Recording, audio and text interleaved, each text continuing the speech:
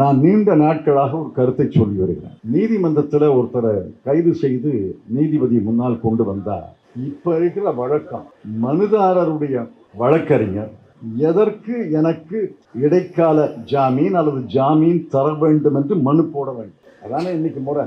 Petitioner should apply for freedom, liberty, bail. இதுவே தவறு என்பது என்னுடைய அபிப்பிராயம்.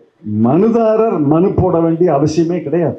ஏன்னா பிறக்கும் போதே சுதந்திர நாட்டில் பிறக்கும் போதே சுதந்திரத்தோடு பிறக்கிறார். ப்ராசிக்யூட்டர் மனு போடணும், எதற்கு இவருக்கு விடுதலை தரக்கூடாது என்று அவர் மனு போடணும். Actually the prosecutor must file why he should be into custody and why he should not be released from jail. இப்ப தலைகீழா இருக்கட்டும். இன்னைக்கு இருக்கிற சட்டம் என்ன சொல்றதுன்னா, கிருஷ்ணயர் என்ன சொன்னார் 1986ல, bail is the rule, jail is the exception. ஜாமீன் தான் விதி, சிறை தண்டனை என்பது, சிறை காவல் என்பது விதி விலக்கு என்று சொன்னார். இதை 40 ஆண்டுகளாக மூத்த நீதிபதிகள், நீதிபதிகள் சொல்லி வருகிறார்கள். இந்தியாவுடைய தலைமை நீதிபதி பல இடங்கள்ல bail is the rule, jail is the exception, bail is the rule, jail is the exception சொல்லி வருகிறார். ஆனால் எந்த நீதிமன்றமும் கேட்கிற மாதிரி தெரியலையே. ட்ரையல் கோர்ட்ல இன்னைக்கு பெயிலே கிடைக்காது. யாருக்கு பெயில் கிடைச்சிருக்கு? முதல் கோர்ட்ல யாருக்கு பெயில் கிடைச்சிருக்கு? 1000ல் ஒருத்தருக்கு பெயில் கிடைக்கலாம். அது கூட எனக்கு தெரியாது. எனக்கு தெரிஞ்சு ட்ரையல் கோர்ட்ல எந்த முக்கிய வழக்கிலையும் பெயிலே தர்றது கிடையாது. அப்புறம் ஹைகோர்ட்டுக்கு வருது. ஹைகோர்ட்ல 90% பெயில் மறுக்கப்படுகிறது. அதனாலதான் சுப்ரீம் கோர்ட்ல ஒவ்வொரு அமர்வு 17-16 அமர்வுகள் இருக்கு. ஒவ்வொரு அமர்வுலையும் ஒவ்வொரு பெஞ்சிலையும் காலையில 5-10 பெயில் அப்ளிகேஷன் வருது. ஆக சுப்ரீம் கோர்ட்ல மட்டும் ஒரு நாளைக்கு ஏறத்தாழ 100 பெயில் அப்ளிகேஷன் வருது. பல பெயில் அப்ளிகேஷன் தேங்கி நிற்கும், அதை லிஸ்டிங் ஆகல. ஆக எத்தனை பேர் சுப்ரீம் கோர்ட்ல போய் பெயில் வாங்க முடியும்? இந்த சட்டம் இதை இன்னும் மோசமாக்கிறது. இன்னைக்கு இருக்கிற சட்டம் 15 நாட்கள் தான் போலீஸ் காவல்ல எடுக்க முடியும். இப்ப இருக்கிற சட்டம் அதுல மிகப்பெரிய குழப்பத்தை ஏற்படுத்தி இருக்கு. 15 நாட்கள் விசாரணை கைதியாக போலீஸ் காவல்ல எடுக்கலாம். இப்ப அது முதல் 15 நாட்கள் தான் இன்னைக்கு சட்டம் இளங்கோ விளக்குவார். முதல் 15 நாட்கள்ல கைதானோ முதல் 15 நாட்கள் தான் காவல்துறை காவல் கைதியாக எடுக்கலாம். இப்ப இந்த 15 நாள் 3 நாள் 2 4 நாள் துண்டு துண்டாக எடுக்கலாம்னு ஒரு சட்டம். இது என்ன ஆகும்? நடைமுறையில் என்ன ஆகும்? ஒரு கைதி அங்க நீதிபதி முன்னால் கொண்டு போறாருன்னா காவல்துறை ப்ராசிக்யூட்டர் என்ன சொல்வார், எனக்கு 4 நாள் போலீஸ் காவல் வேணும். 4 நாள் போலீஸ் காவல் வேணும்னு கேட்கும்போது மீண்டும் நான் வந்து 3 நாள் 4 நாள் போலீஸ் காவல் கேட்பேன் அப்படின்னு சொல்ற 4 நாள் காவல் கேட்கிறார். 4 நாள் காவலுக்கு பிறகு நீதிபதி என்ன செய்வாரு? மீண்டும் ஒரு வாரம் கழிச்சு 4 நாள் காவல் கேட்பாங்கன்னா அந்த இடைப்பட்ட ஒரு வாரத்துல ஜாமீனா தருவாரு. அந்த இடைப்பட்ட ஒரு காலத்துல ஜுடிஷியல் கஸ்டடியில அனுப்புவாரு. அதனுடைய விளைவு என்ன? துண்டு துண்டாக போலீஸ் காவலை கேட்க முடியும் என்றால், அதுவும் 15 நாட்களை துண்டு துண்டாக 60 முதல் 90 நாட்களுக்குள்ளே கேட்க முடியும் என்றால், இடைப்பட்ட காலங்களிலே கண்டிப்பாக நீதிபதிகள் 199 நீதிபதிகள் சிறை காவலுக்கு அனுப்புவாங்க. அதனுடைய விளைவு என்ன? 69 நாட்கள் 90 நாட்களுக்கு பெயிலே கிடைக்காது. யாருக்கும் ஜாமீனே கிடைக்காது. எவ்வளவு சின்ன குற்றம் செய்திருந்தாலும் எவ்வளவு பெரிய குற்றம் செய்திருந்தாலும் ஜாமீனே கிடைக்காது. இது என்ன சட்டம்? இது சுதந்திர நாட்டில் இந்த சட்டம் அரசியல் சாசனத்துக்கு முரணானது என்று சொல்கிறோம். அது அரசியல் சாசன வழக்குகளை போடுவார்கள், அதுல தீர்ப்பு வரும். இந்த இடைப்பட்ட காலத்துல என்ன ஆகும் நான் சொல்றேன். முதலில் இந்த சட்டங்கள் எதற்கு? இந்தியன் பீனல் கோட்ல நாங்கள் பிரிவாக ஒப்பிட்டு பார்த்து உறுதியாக சொல்கிறேன், 90 முதல் 95% பழைய பிரிவுகள், பழைய வாசகங்கள், பழைய சொற்கள், பழைய சொற்றொடர்கள் அப்படியே புதிய சட்டத்தில் காப்பி அடித்து ஒட்டி இருக்கிறார்கள். கிரிமினல் ப்ரொசீஜர் கோடை பொறுத்தவரையில் 95% காப்பி அடித்து ஒட்டியிருக்கிறார்கள். இந்தியன் எவிடன்ஸ் ஆக்ட்ல 99% காப்பி அடித்து ஒட்டியிருக்கிறார். இதை நான் பல மாதங்களாக சொல்லி வருகிறேன். அரசு மறுக்கிறதை ஒழிய, அதுவும் மறுப்பலாக மறுக்கிறார்களே ஒழிய விவாதத்துக்கு தயாராக இல்லை. நியாயமாக ஒரு பட்டிமன்றம் நடத்தணும், அரசின் சார்பிலே வழக்கறிஞர்கள் வரணும், இந்தியா கூட்டணியின் சார்பிலே இந்த பக்கம் வழக்கறிஞர்கள் இருக்கணும்.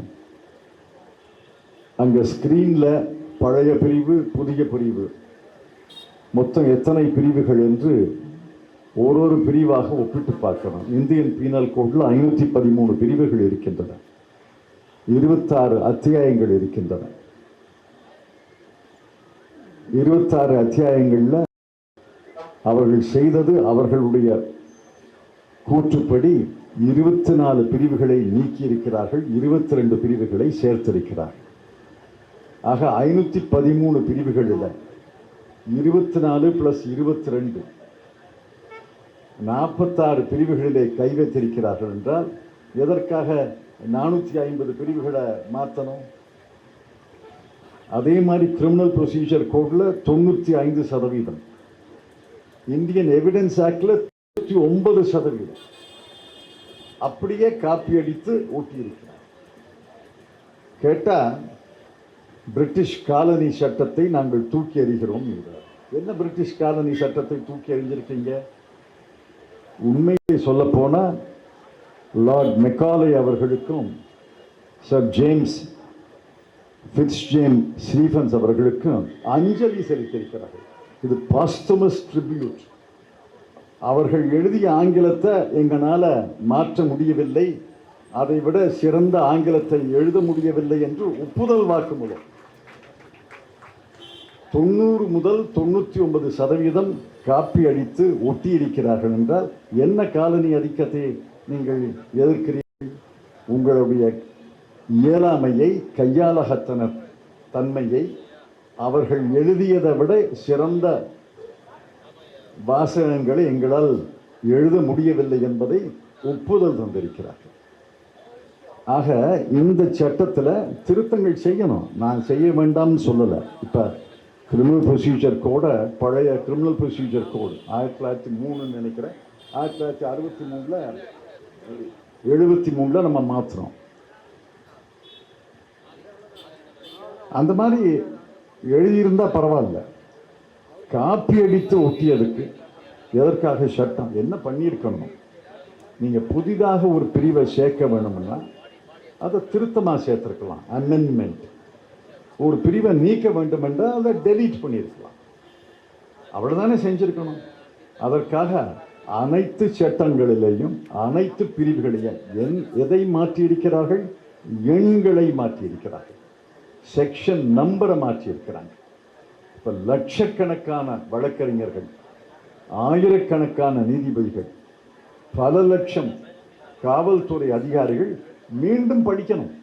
இப்போ 302 என்றால் கொலை என்று சின்ன பிள்ளைக்கு கூட தெரியும், நேற்று தேர்ந்த கான்ஸ்டபிளுக்கு கூட தெரியும். இப்போ அதனுடைய பிரிவை தேடணும்னா 101க்கு போகணும்.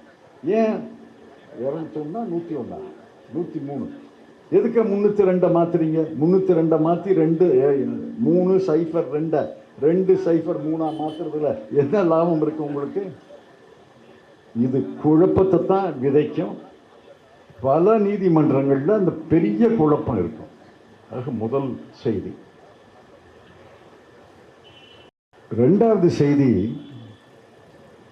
ஒரு சட்டத்தை, புதிய சட்டத்தை நிறைவேற்ற வேண்டும் என்றால் அதற்காக லா கமிஷன் ஒரு அமைப்பு இருக்கு. எதற்காக லா கமிஷன்? ஓய்வு பெற்ற நீதிபதிகள், மூத்த சட்ட வல்லுநர்கள், சட்ட பேராசிரியர்கள்,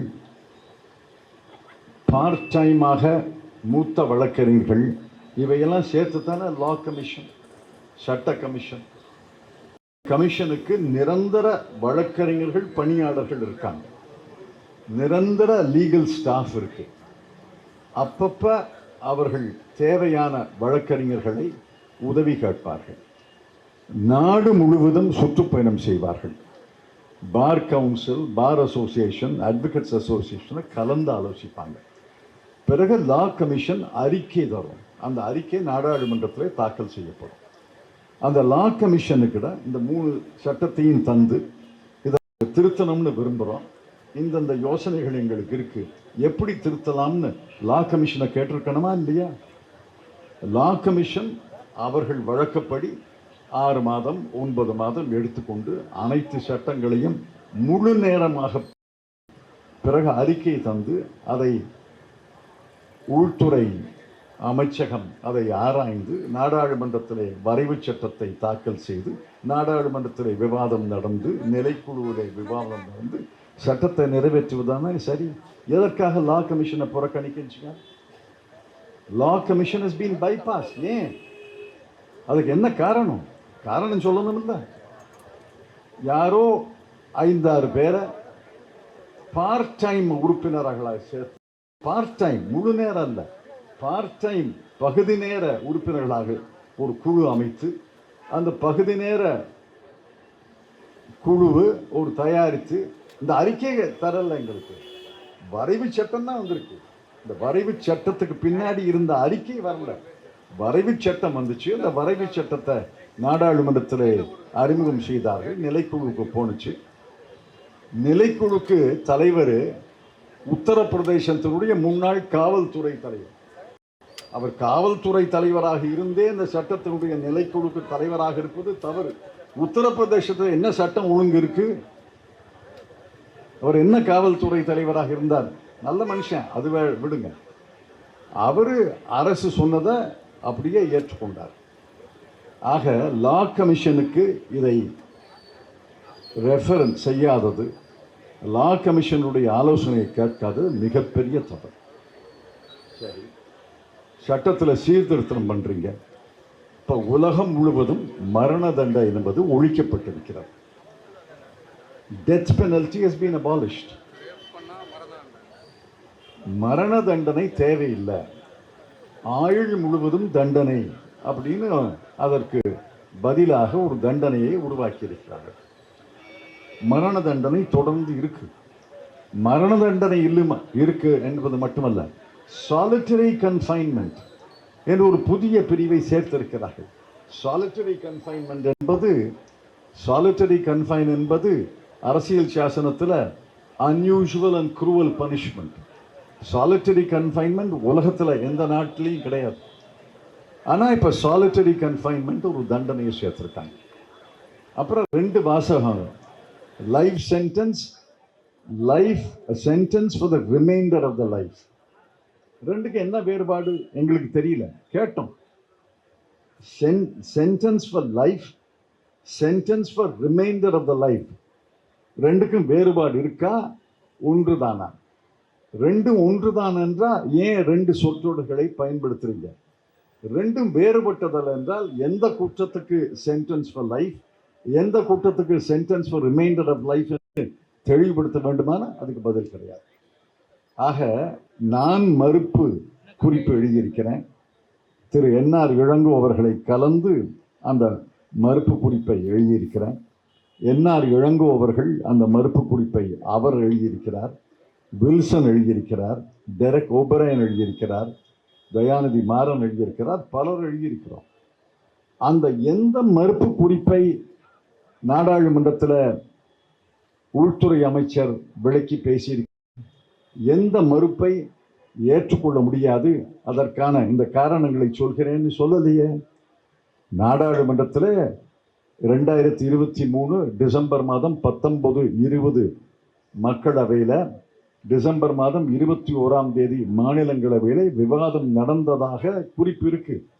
ஒரு எதிர்க்கட்சி உறுப்பினர் கூட கிடையாது. 146 பேரை வெளியேற்றிவிட்டு எதிர்க்கட்சிகள் புறக்கணித்த நாடாளுமன்ற அவைகளில் ஆளுங்கட்சி மட்டுமே பேசி, ஆளுங்கட்சி மட்டுமே வாக்களித்து இந்த 3 சட்டங்களை நிறைவேற்றி இருக்கிறார்கள் என்றால் இது காலனி ஆதிக்கத்தை விட மோசமான ஆதிக்கம் மோசமான அரசு என்று நான் குற்றம் சாட்ட விரும்புகிறேன். அப்புறம் பல கோளாறுகள் இருக்கு, அதையெல்லாம் சுட்டி காட்டி இருக்கிறோம். பிரிவாக சொல்றதா ரொம்ப நேரம் ஆகும், தேவையில்லை. நல்ல வேளையாக மறுப்பு குறிப்புகள் அந்த நாடாளுமன்ற நிலைக்குழுவின் அறிக்கையில அனுபந்தமாக இணைத்திருக்கிறார்கள். அந்த அறிக்கையை படிச்சு பாருங்க. அது சாஃப்ட் காப்பியும் இருக்கு, ஹார்ட் காப்பியும் இருக்கு. அந்த அறிக்கையை படிச்சு பாருங்க. அந்த அறிக்கையில இருக்கிற மறுப்பு குறிப்புகளையும் படிச்சு பாருங்க. படிச்சு பார்த்துட்டு அதை தமிழ்படுத்தி கொண்டு நீங்கள் சொல்ல வேண்டும் என்று கேட்டுக்கொள்கிறேன். இறுதியாக ஒரு கருத்து, நான் நீண்ட நாட்களாக ஒரு கருத்தை சொல்லி வருகிறேன். நீதிமன்றத்தில் ஒருத்தரை கைது செய்து நீதிபதி முன்னால் கொண்டு வந்தா இப்ப இருக்கிற வழக்கம், மனுதாரருடைய வழக்கறிஞர் எதற்கு எனக்கு இடைக்கால ஜாமீன் அல்லது ஜாமீன் தர வேண்டும் என்று மனு போட வேண்டும். அதானே இன்னைக்கு முறை. Petitioner should apply for freedom, liberty, bail. இதுவே தவறு என்பது என்னுடைய அபிப்பிராயம். மனுதாரர் மனு போட வேண்டிய அவசியமே கிடையாது. ஏன்னா பிறக்கும் போதே சுதந்திர நாட்டில் பிறக்கும் போதே சுதந்திரத்தோடு பிறக்கிறார். ப்ராசிக்யூட்டர் மனு போடணும், எதற்கு இவருக்கு விடுதலை தரக்கூடாது என்று அவர் மனு போடணும். Actually, the prosecutor must file why he should be into custody and why he should not be released from there. இப்ப தலைகீழா இருக்கட்டும், தலைகீழா இருக்கட்டும். இன்னைக்கு இருக்கிற சட்டம் என்ன சொல்றதுன்னா, கிருஷ்ணயர் என்ன சொன்னார் 1986, bail is the rule, jail is the exception. ஜாமீன் தான் விதி, சிறை தண்டனை என்பது, சிறை காவல் என்பது விதி விலக்கு என்று சொன்னார். இதை 40 ஆண்டுகளாக மூத்த நீதிபதிகள், நீதிபதிகள் சொல்லி வருகிறார்கள். இந்தியாவுடைய தலைமை நீதிபதி பல இடங்கள்ல fail is the rule, jail is the exception, fail is the rule, jail is the exception சொல்லி வருகிறார். ஆனால் எந்த நீதிமன்றமும் கேட்கிற மாதிரி தெரியலையே. ட்ரையல் கோர்ட்ல இன்னைக்கு பெயிலே கிடைக்காது. யாருக்கு பெயில் கிடைச்சிருக்கு? முதல் கோர்ட்ல யாருக்கு பெயில் கிடைச்சிருக்கு? 1000 ஒருத்தருக்கு பெயில் கிடைக்கலாம், அது கூட எனக்கு தெரியாது. எனக்கு தெரிஞ்சு ட்ரையல் கோர்ட்ல எந்த முக்கிய வழக்கிலையும் பெயிலே தர்றது கிடையாது. அப்புறம் ஹைகோர்ட்டுக்கு வருது. ஹைகோர்ட்ல 90% பெயில் மறுக்கப்படுகிறது. அதனாலதான் சுப்ரீம் கோர்ட்ல ஒவ்வொரு அமர்வு 17-16 அமர்வுகள் இருக்கு. ஒவ்வொரு அமர்வுலையும் ஒவ்வொரு பெஞ்சிலையும் காலையில 5-10 பெயில் அப்ளிகேஷன் வருது. ஆக சுப்ரீம் கோர்ட்ல மட்டும் ஒரு நாளைக்கு ஏறத்தாழ 100 பெயில் அப்ளிகேஷன் வருது. பல பெயில் அப்ளிகேஷன் தேங்கி அதை லிஸ்டிங் ஆகல. ஆக எத்தனை பேர் சுப்ரீம் கோர்ட்ல போய் பெயில் வாங்க முடியும்? இந்த சட்டம் இதை இன்னும் மோசமாக்குறது. இன்னைக்கு இருக்கிற சட்டம் 15 நாட்கள் தான் போலீஸ் காவல்ல எடுக்க முடியும். இப்ப இருக்கிற சட்டம் அதுல மிகப்பெரிய குழப்பத்தை ஏற்படுத்தி இருக்கு. 15 நாட்கள் சிறை விசாரணை கைதியாக காவல் சிறை போலீஸ் காவல்ல எடுக்கலாம். இப்ப அது முதல் 15 நாட்கள் தான் இன்னைக்கு சட்டம் இளங்கோ விளக்குவார். முதல் 15 நாட்கள்ல கைதானோ முதல் 15 நாட்கள் தான் காவல்துறை காவல் கைதியாக எடுக்கலாம். இப்ப இந்த 15 நாள் 3 நாள் 2 4 நாள் துண்டு துண்டாக எடுக்கலாம்னு ஒரு சட்டம். இது என்ன ஆகும்? நடைமுறையில் என்ன ஆகும்? ஒரு கைதி அங்க நீதிபதி முன்னால் கொண்டு போறாருன்னா காவல்துறை ப்ராசிக்யூட்டர் என்ன சொல்வார், எனக்கு 4 நாள் போலீஸ் காவல் வேணும். 4 நாள் போலீஸ் காவல் வேணும்னு கேட்கும்போது மீண்டும் நான் வந்து 3 நாள் 4 நாள் போலீஸ் காவல் கேட்பேன் அப்படின்னு சொல்ற 4 நாள் காவல் கேட்கிறார். 4 நாள் காவலுக்கு பிறகு நீதிபதி என்ன செய்வாரு? மீண்டும் ஒரு வாரம் கழிச்சு 4 நாள் காவல் கேட்பாங்கன்னா அந்த இடைப்பட்ட ஒரு வாரத்துல ஜாமீனா தருவாரு. அந்த இடைப்பட்ட ஒரு காலத்துல ஜுடிஷியல் கஸ்டடியில அனுப்புவாரு. அதனுடைய விளைவு என்ன? துண்டு துண்டாக போலீஸ் காவலை கேட்க முடியும் என்றால், அதுவும் 15 நாட்களை துண்டு துண்டாக 60 முதல் 90 நாட்களுக்குள்ளே கேட்க முடியும் என்றால், இடைப்பட்ட காலங்களிலே கண்டிப்பாக நீதிபதிகள் 199 நீதிபதிகள் சிறை காவலுக்கு அனுப்புவாங்க. அதனுடைய விளைவு என்ன? 69 நாட்கள் 90 நாட்களுக்கு பெயிலே கிடைக்காது. யாருக்கும் ஜாமீனே கிடைக்காது. எவ்வளவு சின்ன குற்றம் செய்திருந்தாலும், எவ்வளவு பெரிய குற்றம் செய்திருந்தாலும் ஜாமீனே கிடைக்காது. இது என்ன சட்டம்? இது சுதந்திர நாட்டில் இந்த சட்டம் அரசியல் சாசனத்துக்கு முரணானது என்று சொல்கிறோம். அது அரசியல் சாசன வழக்குகளை போடுவார்கள், அதில் தீர்ப்பு வரும். இந்த இடைப்பட்ட காலத்தில் என்ன ஆகும் நான் சொல்கிறேன், முடிச்சுக்கிறேன். குறுகிய காலத்திலே மிகப்பெரிய குழப்பம் ஏற்படும். ஒவ்வொரு நீதிமன்றத்திலையும், ஒவ்வொரு மாநிலத்திலையும், ஒவ்வொரு ஹைகோர்ட்லையும் பல வியாக்கியானங்கள் வரும். மிகப்பெரிய குழப்பம் இருக்கும். அந்த வியாக்கியானங்களுக்கு ரெஃபரன்ஸாக லா கமிஷனுடைய அறிக்கை இருந்திருந்தா, இதுதான் லா கமிஷன் யோசிச்சது, எண்ணியது, ஆகவே அதன்படி இந்த பிரிவை வியாக்கியானம் செய்யணும்னு சொல்லலாம். லா கமிஷன் ரிப்போர்ட் கிடையாது. எதை ரெஃபர் பண்ணீங்க? அமைச்சருடைய உரையா ரெஃபர் பண்ண முடியும்? ஆக குறுகிய காலத்திலே மிகப்பெரிய குழப்பம் ஏற்படும். இடைப்பட்ட காலத்திலே பல்வேறு வழக்குகள் நடக்கும். ஒரு உயர் நீதிமன்றத்தில் இந்த பிரிவு செல்லாதுன்பாங்க, இன்னொரு உயர் நீதிமன்றத்தில் இந்த பிரிவு செல்லாதுன்பாங்க. அவங்க தீர்ப்பு தருவாங்க. அந்த தீர்ப்பை எல்லாம் சேகரித்து உச்ச நீதிமன்றம் தீர்ப்பு தரதுக்கு பல நாட்களாகும். நீண்ட காலத்தில் என்ன ஆகும்? கர்நாடகாவில் ஆகியிருக்கு. அவங்க 25 திருத்தங்களை நாங்கள் மாநில சட்டசபையிலே நிறைவேற்ற வேண்டும் என்று முடிவெடுத்திருக்காங்க. ஏன்னா இது கன்கரண்ட் சப்ஜெக்ட், பொதுப்பட்டியல் இருக்கு. பொதுப்பட்டியல் இருப்பதால மாநில அரசுகள், மாநில சட்டப்பேரவைகள் திருத்த முடியும். ஆக திராவிட முன்னேற்ற கழக அரசு தமிழ்நாடு சட்டப்பேரவையில் 10 திருத்தங்களை கொண்டாது. அதே நேரத்தில் அங்கே மத்திய பிரதேசத்தில் இருக்கிற பாரதிய ஜனதா கட்சி அரசு ஒரு 5 திருத்தங்களை கொண்டாது. எந்த திருத்தங்களை அவர்கள் ஏற்றுக்கொள்வார்கள், எந்த திருத்தங்களை மறுப்பார்கள்?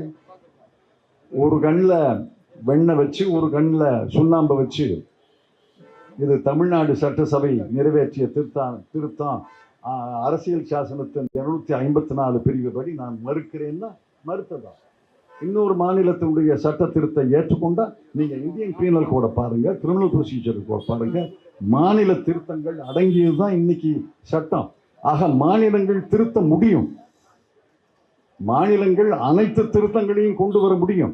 இப்ப நம்மெல்லாம் முடிவெடுத்து முதலமைச்சரிடம் சொல்லி, சட்ட அமைச்சரிடம் சொல்லி, இந்த திருத்தங்களை எல்லாம் தமிழ்நாடு சட்டப்பேரவையில நிறைவேற்ற வேண்டும் என்று ஒரு முடிவெடுத்து அந்த திருத்தங்கள் நிறைவேற்றப்பட்டால் அரசு ஒப்புதல் தருமா தராதா? ஒப்புதல் தர வேண்டும். ஒப்புதல் தருவார்களா என்ற நம்பிக்கை எனக்கு இல்லை. ஒப்புதல் தர மறுப்பார்கள். ஆக மிகப்பெரிய குழப்பம் ஏற்படும், மிகப்பெரிய சோதனை ஏற்படும். இந்த கிரிமினல் சட்டத்தினுடைய பரிபாலனமே, அட்மினிஸ்ட்ரேஷன் ஆஃப் கிரிமினல் ஜஸ்டிஸ், மிகப்பெரிய குழப்பத்தில் ஆளும். ஆகவே இந்த சட்டங்களை நிறுத்தி வைக்க வேண்டும். இதை மீண்டும் லா கமிஷனுக்கு அனுப்பி மறுபரிசீலனை செய்ய வேண்டும் என்று நம்முடைய கோரிக்கை. இந்த சட்டங்களை நிறுத்தி வைக்க வேண்டும் என்று உங்களை எல்லாம் நான் அன்போடு கேட்டு நன்றி தெரிவித்து விடைபெற்றுக் கொள்கிறேன். வணக்கம்.